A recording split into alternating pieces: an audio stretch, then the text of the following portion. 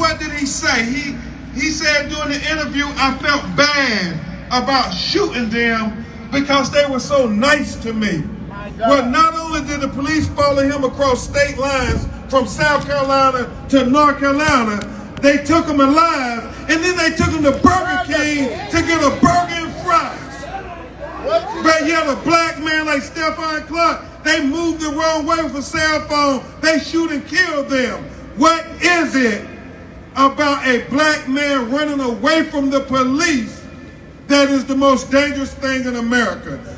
That's what we have to answer, because we know that it's not lack of training, it's not lack of professionalism. The police can de-escalate just fine when they want. We saw that, Mr. Governor and Senator, on January 6, 2021, when the white nationalists was attacking the United States Capitol. They de-escalated just fine. So the issue ain't a lack of training, ain't a lack of professionalism. The issue is implicit bias. The issue is racism. The issue is discrimination. Because we know that they wouldn't have did what they did to Dante Wright had that been a young white boy. Come on. You better say it, man. They would not even have pulled their taser. Talking about they can't tell that they pulled their gun and not their taser. I mean, nobody buys that. Nobody, not in Minneapolis, nobody across America is buying the fact that you are going to claim that you thought you had your taser when there's so many differences. Katie, there's so many differences.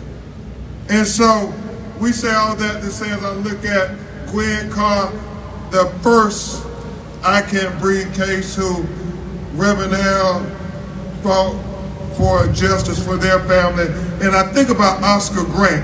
You know, we talking about, and Dante Wright, she says she pulled the wrong thing, even though the taser is on the opposite side from your non-dominant hand, and the gun is on your right side or your dominant hand. The taser is bright, vivid yellow, and the gun is black. The taser wears a couple of pounds, and the gun wears over 6 pounds, but yet they want us to believe that this was an accident. Well, we're not going for the banana in the tailpipe. Come on. We're not going for it. They said the same thing about Oscar Grant, Reverend. His mother, Wanda, is here. And they claim when the officer allegedly pulled the gun out and blew his head off, that he thought he was pulling the taser. You know what's so odd to me? We don't see them making these alleged accidents with our white brothers and sisters. So all we're saying is, I introduce my mentor who would then introduce, oh, am I introducing both of them? Okay, I introduce my mentor who's going to introduce Bridget Floyd, the founder of the George Floyd Memorial Foundation. All we're saying is this: where my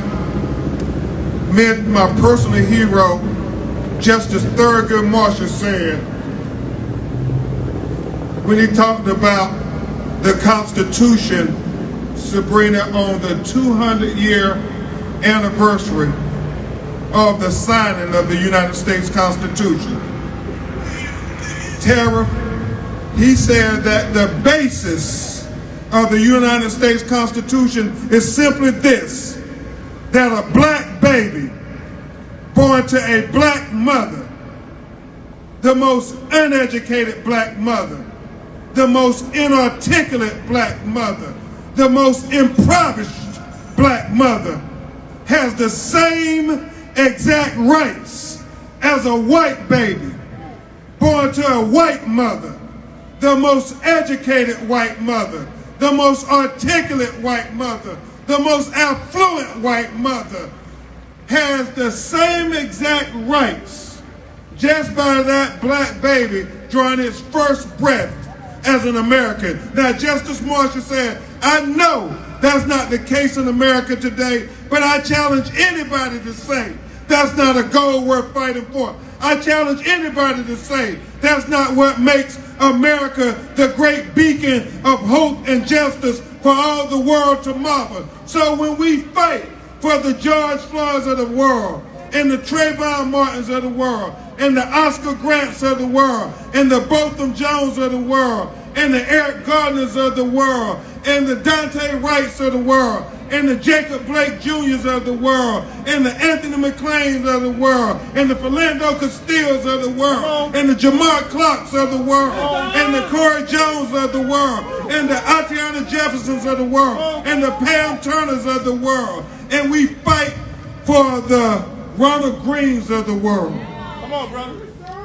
Come on. The Stephon Clarks of the world. Revenall, the Sean Bells of the world. And the list goes on and on and on.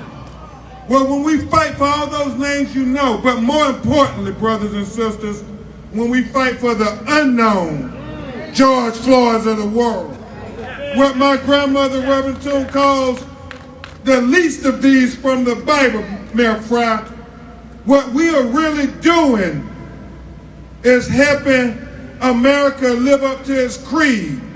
What we're really doing, Senator Klobuchar, is helping America be this great beacon of hope and justice for all the world to marvel. What we're really doing, Mayor Carter, is helping make America, America for all Americans.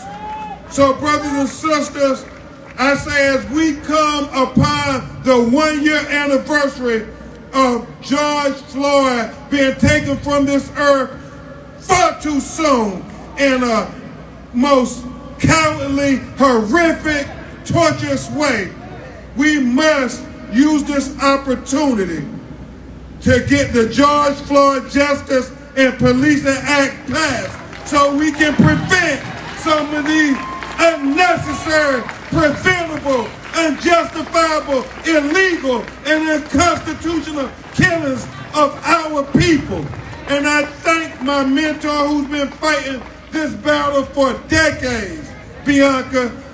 I want to bring up a man who has been our civil rights leader in America, who has fought alongside all these families.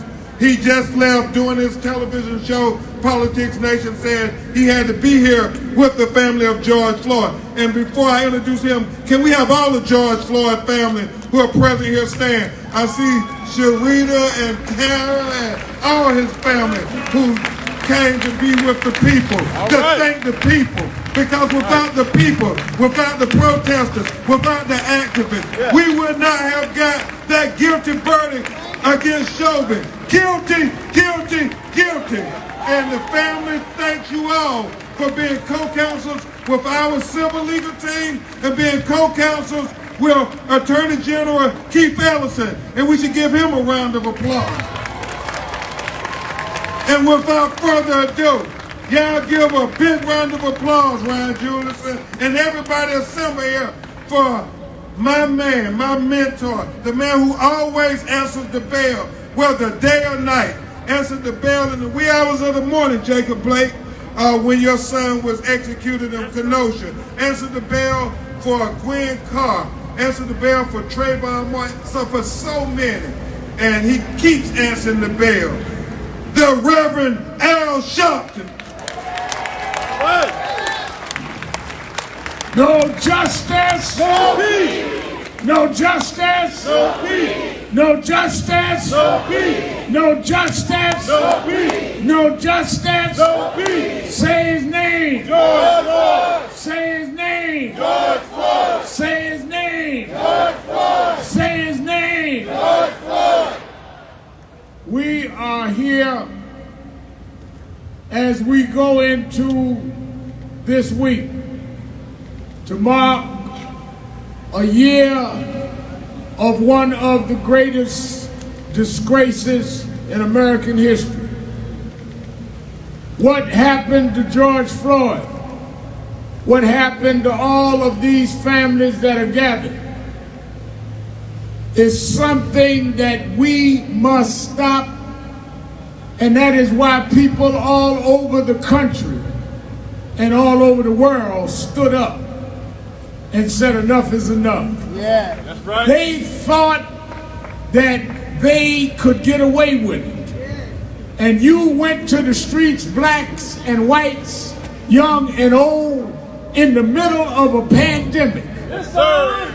Let us not forget, when people marched all over this country, they marched risking their health because many of us were in shutdown.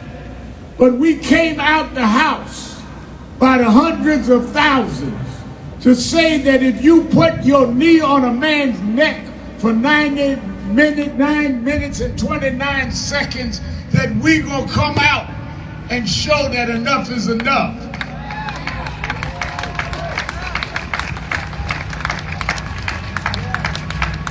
Can you imagine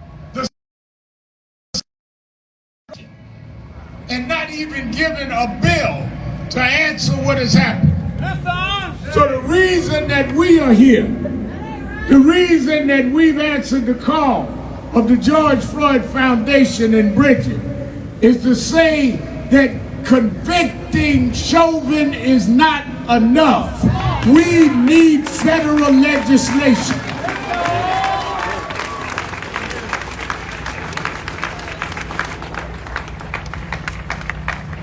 It was historic. Yeah.